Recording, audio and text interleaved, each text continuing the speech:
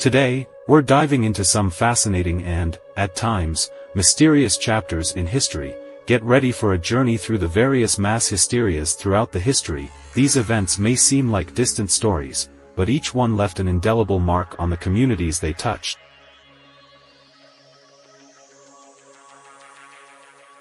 The Salem witch trials was a dark chapter in American history which unfolded in colonial Massachusetts between February 1692 and May 1693. It wasn't just a few isolated incidents, it was a mass hysteria that gripped the small community of Salem Village, which is now Danvers. The spark that ignited this wildfire stemmed from a group of young girls exhibiting strange behavior. There were fits, convulsions, and accusations of them being afflicted by the devil. Local physician William Griggs, unable to find a medical explanation, diagnosed them as being bewitched. This seemingly innocent conclusion opened the floodgates of fear and suspicion. The social and religious anxieties played a large role in fueling the hysteria of the Salem witch trials. The accusations began in Salem Village, which was known for its contentious relationships and disagreements. The villagers argued about things like property lines and church privileges. These arguments likely created tension and suspicion within the community, which may have made it easier for people to believe accusations of witchcraft. Puritan beliefs of the time period also contributed to the hysteria. Puritans believed that the devil was constantly trying to tempt people to sin, and that women were especially vulnerable to his temptations. This belief may have made people more likely to believe that women accused of witchcraft were actually guilty. The girls, encouraged by adults and fueled by their own anxieties, started accusing local women of witchcraft. These accusations, often based on personal grudges or envy, spread like wildfire. Anyone deemed different or unpopular became a potential target. Accusations led to arrests, and the accused faced a rigged judicial system. The trials were deeply flawed. Evidence was often based on rumor and spectral evidence. Spectral evidence means dreams or visions of the accused harming the afflicted, and forced confessions extracted through brutal torture. The burden of proof rested on the accused, making it nearly impossible to prove their innocence. More than 200 people, mostly women, were accused, 30 were found guilty, and 19 were hanged on Gallows Hill. Giles Corey, an elderly man, refused to plead and was subjected to pressing, a barbaric practice where heavy stones were piled on his chest until he suffocated. Others died in prison under harsh conditions. By 1693, public outcry against the unjust trials grew, and new Governor William Phips interceded, disbanding the court and ending the prosecutions. However, the scars left by the trials were deep and long-lasting. The Salem witch trials serve as a stark reminder of the dangers of mass hysteria, prejudice, and unchecked power. They continue to be studied and analyzed, serving as a cautionary tale about the importance of due process, critical thinking, and protecting individual rights.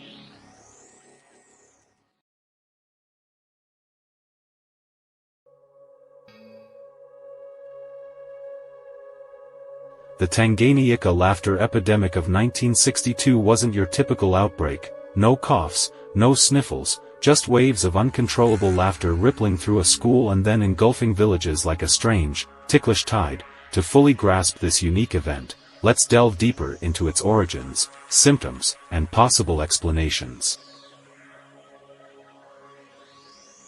January 30, 1962, in a girls' boarding school in Kashasha, Tanganyika, now Tanzania, 3 girls erupt in uncontrollable laughter, a seemingly harmless giggle fit, but it doesn't stop. Within days, the laughter spreads like wildfire. Over 95 of the 159 students succumb to the giggles, some laughing for hours, days, even weeks. The school buzzes with an unsettling melody of infectious chuckling.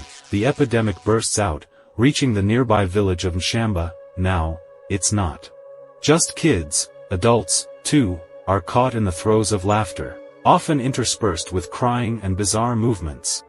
The hallmark of the epidemic, laughter could erupt suddenly, lasting for hours or even days. Some reported feeling tickled from within, unable to control the joyous outbursts. The laughter wasn't always merry. Many experienced episodes of uncontrollable crying, screaming, and even convulsions, adding a chilling twist to the epidemic. Witnessing others laugh triggered the symptoms, suggesting a strong element of social contagion. seeing someone giggle could send you into a fit. Yourself, blurring the lines between genuine amusement and psychosomatic response. The leading theory attributes the epidemic to mass psychogenic illness, where psychological factors cause physical symptoms, stress, anxiety, or social pressures within the community could have acted as a trigger, while some researchers consider the cultural context of Tanganyika, where expressing negative emotions was often discouraged. Laughter, then, could have become a socially acceptable outlet for pent-up anxieties and stresses, though unlikely. Some theories explore possible environmental triggers like toxins or unusual atmospheric conditions, but lack evidence to gain traction. However, the epidemic finally subsided after about 18 months, leaving behind a bewildered community and a medical mystery for the ages. Thankfully, no one died, and everyone eventually recovered. The Tanganyika laughter epidemic serves as a reminder of the mind's powerful influence on the body. It highlights the importance of addressing mental health concerns within communities and the need for further research into mass psychogenic illness.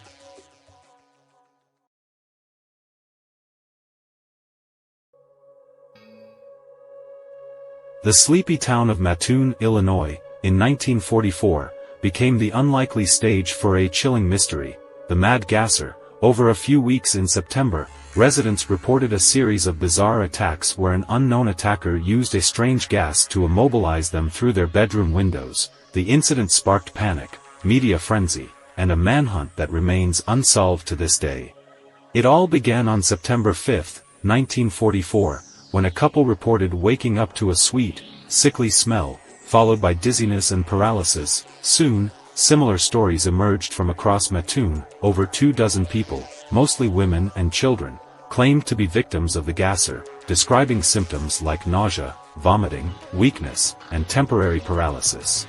No one ever saw the Gasser. The only evidence was the unsettling odor and the victim's symptoms. Descriptions of the gas varied, with some calling it sweet, others acrid. No traces of any known chemical agent were ever found. Adding to the mystery, the attack sent shockwaves through Mattoon. People barricaded their windows, slept with guns, and patrolled the streets in vigilante groups. The town became a hotbed of suspicion and fear, with fingers pointed at everyone from eccentric loners to disgruntled neighbors.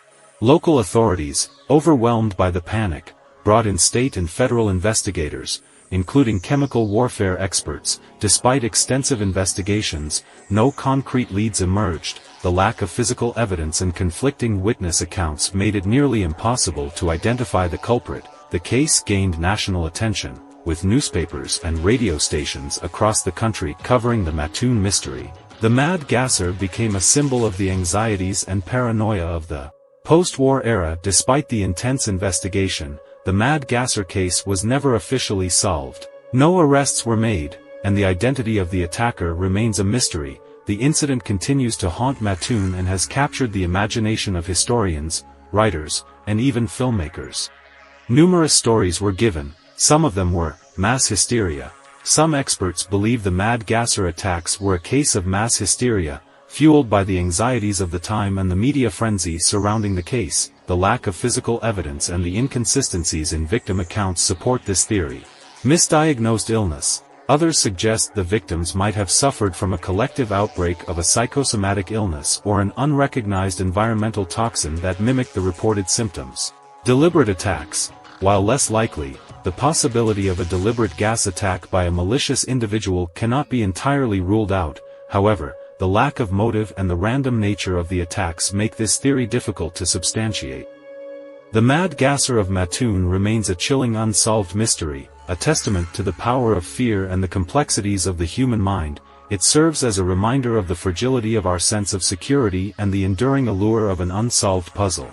The Mattoon gassing incident has left a lasting legacy on the town and beyond. It has been the subject of numerous books, articles. The story continues to captivate historians, psychologists, and true crime enthusiasts, offering a glimpse into a time of fear and uncertainty.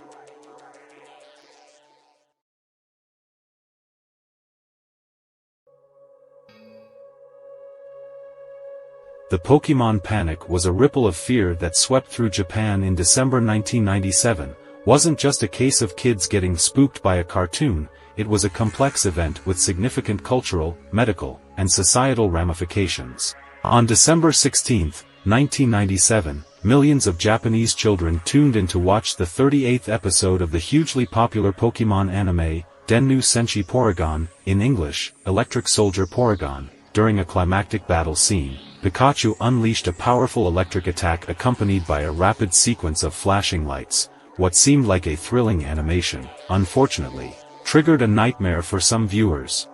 Within hours of the episode's airing, reports of children experiencing seizures, dizziness, nausea, and blurred vision started pouring in. The numbers were staggering. Estimates suggest over 600 children across Japan were affected, some requiring hospitalization. This sudden wave of illness fueled panic and anxiety among parents, raising fears about the show's content and its impact on young viewers. A flurry of investigations and medical examinations revealed the culprit. It was a case of mass photosensitive epilepsy. This rare condition affects roughly 0.5% of the population, making individuals open to seizures triggered by specific visual stimuli like flashing lights. The rapid light sequence in the Porygon episode, unfortunately, became a trigger for these vulnerable viewers. The Pokémon Panic wasn't confined to living rooms. It exploded into the national consciousness, dominating news headlines and sparking heated debates. Some blamed the anime itself, accusing it of being overly stimulating and irresponsible. Others expressed concerns about the growing influence of Pokémon on children's behavior and mental health. The Pokémon Company reacted swiftly, pulling the Porygon episode from circulation and issuing apologies. The anime went on a 4-month break to implement stricter animation guidelines and ensure future episodes wouldn't pose similar risks. Additionally, the incident led to the implementation of trigger warnings in television programs and video games, alerting viewers to potentially seizure-inducing content. The Pokémon Panic was a stark reminder of the potential dangers of certain visual stimuli, especially for children with photosensitive epilepsy. It highlighted the importance of responsible media production, advocating for careful consideration of animation techniques and their potential impact on vulnerable viewers. More importantly, it brought awareness to photosensitive epilepsy, a condition often misunderstood and overlooked.